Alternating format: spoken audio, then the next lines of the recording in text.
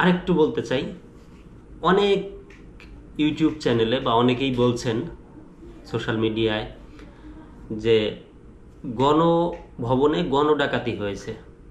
আসলে এটা গণডাকাতি না, আমি বলবো যে বৈষম্য বিরোধী যে ছাত্ররা বা সাধারণ জনতা যারা ছিলেন, একটা বিষয় খেয়াল করে দেখেন, পৃথিবীর বিখ্যাত বিখ্যাত মানুষের একটা জিনিস বা সাধারণত একটা ক্রিকেটারের একটা ব্যাট, একটা বল অনেক টাকা নিলামে ওঠে, কিন্তু অনেক টাকায় বিক্রি হয়, কারণ তারা বিখ্যাত, তারা জনপ্রিয়।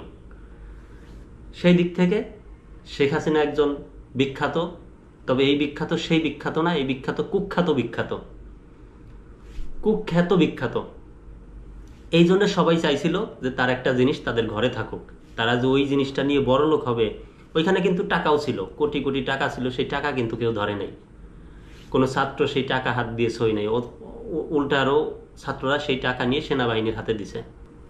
তো আমি মনে করব যে গণভবনে গণডাকাতি না, আসলে সবাই চাইছে গণভবনের একটা জিনিস তাদের কাছে থাকুক, এই কুখ্যাত বিখ্যাত নেত্রীর একটা জিনিস তাদের কাছে থাকুক।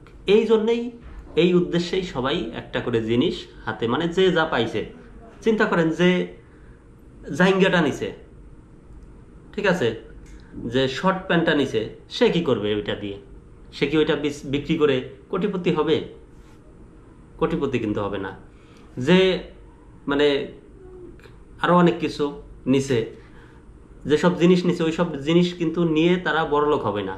তারা চাইছে যে তাদের কাছে একটা জিনিস থাকুক, বা সবাইকে দেখাবে যে আমরা গণভবন থেকে এই জিনিসটা নিয়ে আইছি।